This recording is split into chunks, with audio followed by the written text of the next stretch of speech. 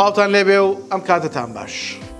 قوتابیان خوێندکارانی عزیز، ئێمە بەردەوامین لە باسکردنی کەمترین کۆنەمرە وەرگیراوەکان لە زانکۆ پەیمانگاکانی هەرێمی کوردستان کە لە ساڵی خوێندنی 2022-2023 هاتوۆتەوە. بۆ ئەوەی بزانین کەمترین کۆنەمرەکان بە زانکۆڵاین و پارالێل و ئێواران هەروەها بە پارێزگا و گشتی چۆنن لە چه ئاستێکان، ئایا کۆنەمرەکانی ئێمە تا چەند لەوە نزیک بێ باشە، یا ئەو بەشانەی کە خۆمان ئەمانەوێ هەڵی بژێرین تا چه ئاستێک کۆنەمرەکەمانی بۆ بەرز بکەینەوە. ئەوەی خۆشەویست ئەتوانن بینەری ئەم ڤیدیۆیانەمان بن بۆ ئەو کەمترین کۆنەمرانە بزانن و سوودی هەبێت لە کاتی پڕکردنەوەی فۆرمی زانکۆڵاین. ئێمە بەردەوامین لە باسکردنی زانکۆی کۆیە تاوەکو کۆلێژێکی نوێ بە ئەوەی خۆشەویست بناسێنین کە ئەویش کۆلێژی پەروەردەیە. با بزانین کۆلێژی پەروەردە کەمترین کۆنەمرە وەرگیراوەکانی بە پارالێل بە زانکۆڵاین بە ئێواران ئەگەر هەیبێت چەند بووە، بەشەکانی چین، زانکۆڵاینی پارێزگا و گشتی چۆن بووە. بۆ وەرگرتنی ئەم زانیاریانە با پێکەوە لەگەڵ درێژەی ڤیدیۆکە بەردەوام بین. یەکەمین بەشمان لە کۆلێژی پەروەردە لە زانکۆی کۆیە، بریتیە لە زمانی ئینگلیزی کە زانکۆڵاینی پارێزگاکەی 69.8 و گشتێکەی 84.847، پارالێلی پارێزگا 59.1 و گشتێکەی 64.62، ئێوارانی پارێزگا 57.7 و گشتێکەی 63.9.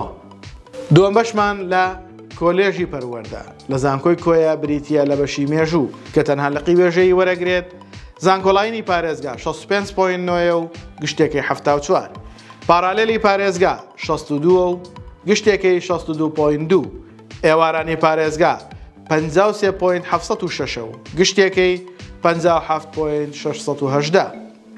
بەشی جغرافیا لە کۆلێژی پەروەردە زانکۆی کۆیە لەقەکانی زانستی وێژەی وەرەگرێت، 65.4 زانکۆڵاینی پارێزگایە و گشتێکی 66.7، پارالێلی پارێزگا 63.1 گشتێکی 65.6، ئێوارانی پارێزگا 54.105 و گشتێکی 58.9.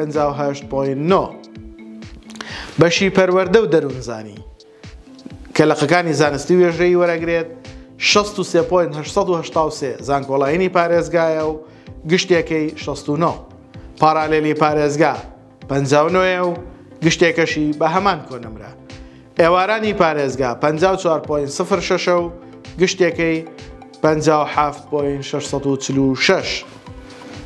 بەشی عەرەبی لە کۆلێژی پەروەردە لە زانکۆی کۆیە کە لەقەکانی زانستی وێژەی وەرەگرێت، 63.819 کەمترین کۆنەمرەی وەرگیراوی زانکۆڵاینە بۆ پارێزگا و گشتێکی 70.985، پارالێلی پارێزگا 59.9 و گشتێکی 66.953، ئێوارانی پارێزگا 58 گشتێکی 64.3. کۆتا بەشمان لە کۆلێژی پەروەردە لە زانکۆی کۆیە، بەشی زمانی کوردیە کە لەقەکانی زانستی وێژەی وەرەگرێت، زانکۆڵاینی پارێزگا 61.2 و گشتێکی 66.24، پارالێلی پارێزگا 58.982 و گشتێکی 66.332، ئێوارانی پارێزگا 60 و بە هەمان کۆنەمرەش بۆ گشتێکەی.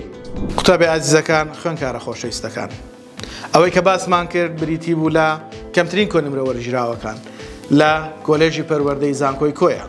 بە هیوای ئەوەی ئەو کەمترین کۆنەمرانی ئێمە بۆتان باسەکەین جێگەی سوود و قازانج و ڕەزامەندی ئێوەی خۆشەویست بوو بێت و بتوانن لە کاتی پڕکردنەوەی فۆرمی زانکۆڵاین وەکو بنچینە و بەرچاوڕوونیەک بەکاری بێنن تاوەکو ئەو بەشانەی کە دڵخوازی خۆتانە بتوانن بە نزیکەی شێوازێکی پڕکردنەوەی جوانی بۆ بکەن و ئینشاڵڵا بگەن بە ئاواتەکانتان.